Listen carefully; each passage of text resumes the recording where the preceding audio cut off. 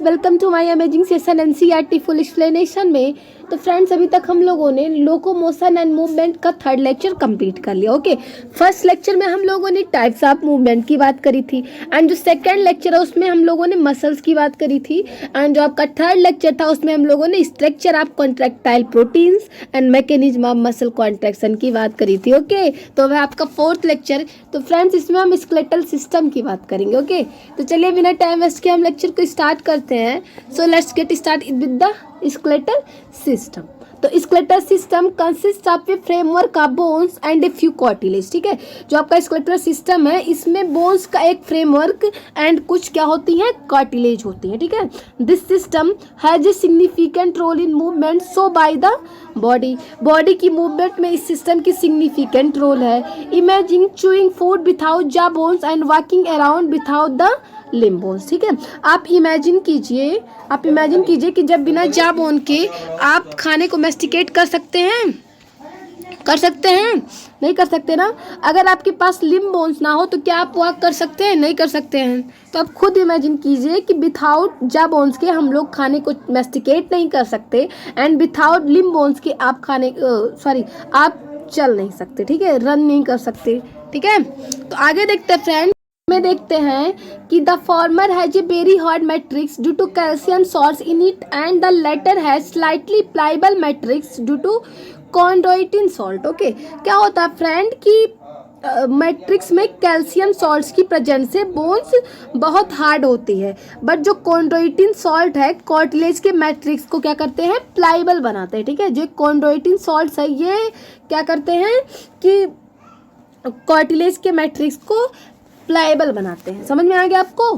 तो in humans beings this system is made up 206 bones and a few cartilage. ठीक है, human में यह सिस्टम 206 बोन्स एंड कार्टिलेज का बना होता है। ठीक है, it is grouped into two principal division, the axial and the appendicular skeleton. ठीक है, इसे मेनली दो प्रिंसिपल डिवीजन में क्लासिफाइड किया गया है।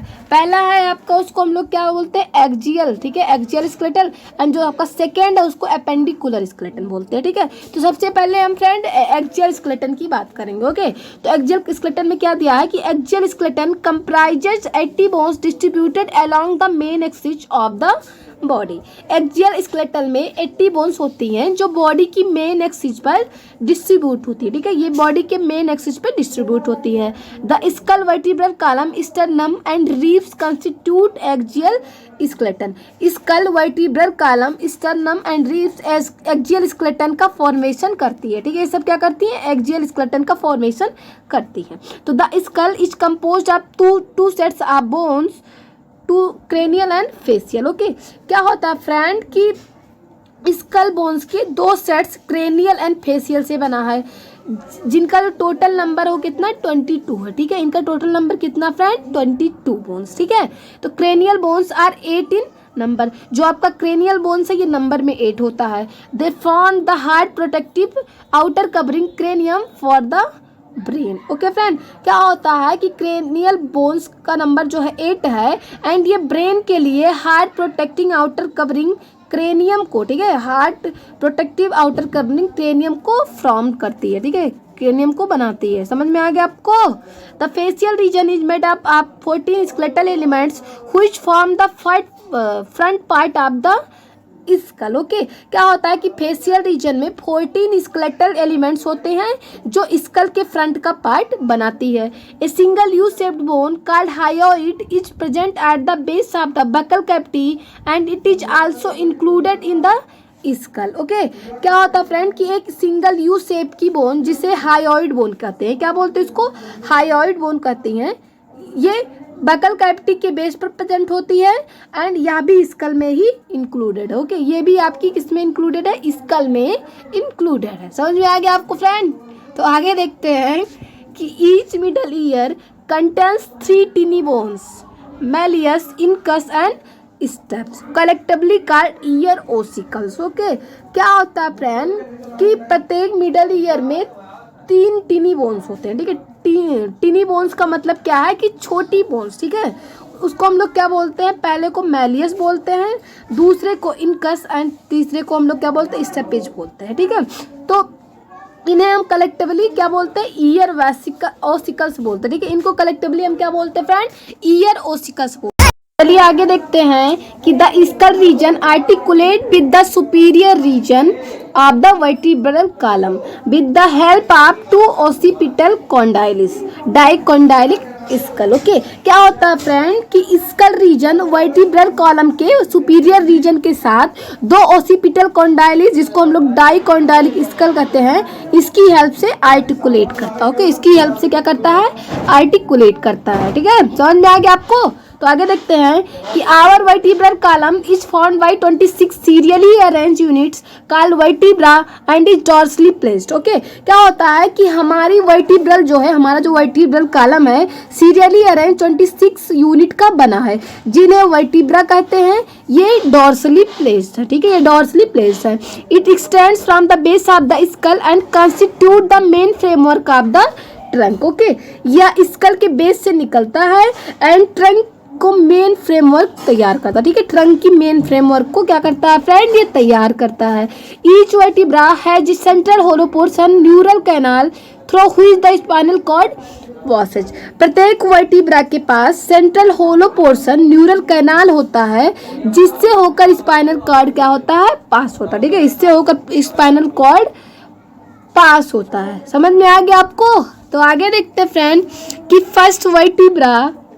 First vertebra is the atlas and it articulates with the occipital condylis। Okay, क्या होता है कि फर्स्ट vertebra एटलस है एंड यह occipital condylis के साथ क्या करता है, आर्टिकुलेट करता है, ठीक है, इसके साथ आर्टिकुलेट करता है। The vertebral column is differentiated into cervical 7, thoracic 12, lumbar 5, sacral 1 fused and coccygeal 1 fused regions starting from the skull, ठीक है। क्या होता है फ्रेंड कि वर्टिब्रल कॉलम जो है, ठीक है, आपकी जो वर्टिब्रल कॉलम है स्कल की ओर से स्टार्ट करने पर cervical 7, thoracic 12, lumbar 5, sacral 1 fused and coccygeal 1 fused vertebra में डिफरेंशिएट होता है, ठीक है। इसमें क्या होता है, डिफरेंशिएट होता है।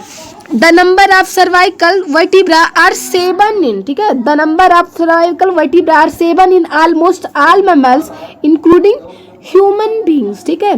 क्या होता है कि सर्वाइकल वर्टिब्रा की नंबर ह्यूमन बीइंग को इंक्लूड कर अप्रॉक्सीमेटली सभी मैमल्स में 7 होती है, ठीक है। सभी मैमल्स में कितनी होती है, 7 होती है। तो the vertebral column protects the spinal cord, supports the head and serves as the point of attachment for the ribs and musculature of the back. Okay, क्या होता है फ्रेंड कि वर्टिब्रल कॉलम स्पाइनल कॉर्ड को protect करता है and head को support करते हैं एंड रिब्स एंड मस्कुलेचर के अटैचमेंट के पॉइंट का निर्माण करते हैं, ठीक है, ये उसके पॉइंट का निर्माण करते हैं। Sternum is a flat bone on the ventral mid line of thorax. Okay, sternum thorax की वर्टिब्रल मिड लाइन पर प्रेजेंट एक फ्लैट बोन है, ठीक है, ये क्या है, फ्लैट बोन है। स्टर्नम आपका थोरैक्स की वेंट्रल मिड लाइन पर प्रेजेंट एक फ्लैट बोन है, ठीक है। तो आगे देखते हैं कि there are 12 pair of ribs, ठीक है। Each rib is a thin flat bone connected dorsally to the vertebral column and ventrally to the sternum. क्या होता है कि रिब्स की 12 पेयर्स होती हैं।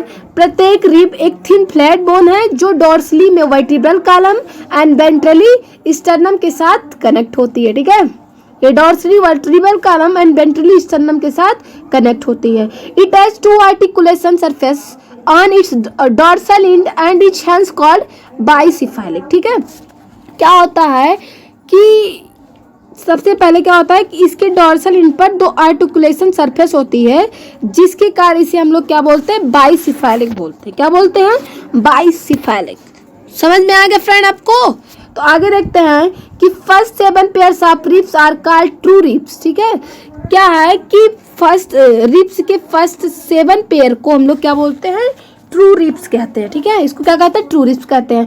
Dorsally they are attached to the thoracic vertebra and ventrally connected to sternum with the help of hyaline cartilage. Okay, क्या होता है कि डॉर्सली ये thoracic vertebra and ventrally sternum से हाइलिन कार्टिलेज की हेल्प से कनेक्ट होती हैं। समझ में आ गया आपको? तो the 8th, 9th and 10th pairs of ribs do not articulate directly with the sternum but join the 7th rib with the help of hyaline cartilage। Okay, जो आपकी 8th, 9th and 10th pair ribs है sternum के साथ directly articulate नहीं होती है, but hyaline cartilage के help से 7th रिब से जुड़ती हैं। ठीक है, ये 7th रिब से जुड़ती हैं। These are called vertebrochondral false ribs. ठीक है, इन्हें वर्टिब्रोकॉन्ड्रल फॉल्स रिब्स कहते हैं। समझ में आ गया आपको? तो आगे देखते हैं कि last 2 pairs 11th and 12th of ribs are not connected ventrally and are therefore called floating ribs. ठीक है, रिब्स की लास्ट 2 पेयर जो होती है 11th एंड 12th वेंट्रिकली कनेक्टिव नहीं होती है। ठीक है, वेंट्रली कनेक्ट नहीं होती है, इसलिए उन्हें क्या बोलते हैं? फ्लोटिक रिब्स कहते हैं। क्या बोलते हैं? फ्लोटिक रिब्स कहते हैं।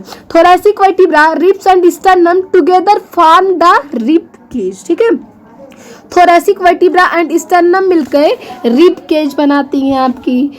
आपसे कोई पूछेगा कि रिब केज कैसे बनता है, तो आप क्या बोलोगे कि थोरैसिक वर्टिब्रा एंड स्टर्नम मिलके रिब केज बनाते हैं। समझ में आ गया? तो आगे देखते हैं कि the bones of the limb along with their girdles constitute the appendicular skeleton। Okay, limbs की बोन अपनी ग्रिडल्स के साथ एपेंडिकुलर स्केलेटन बनाती है। Each limb is made of 30 bone.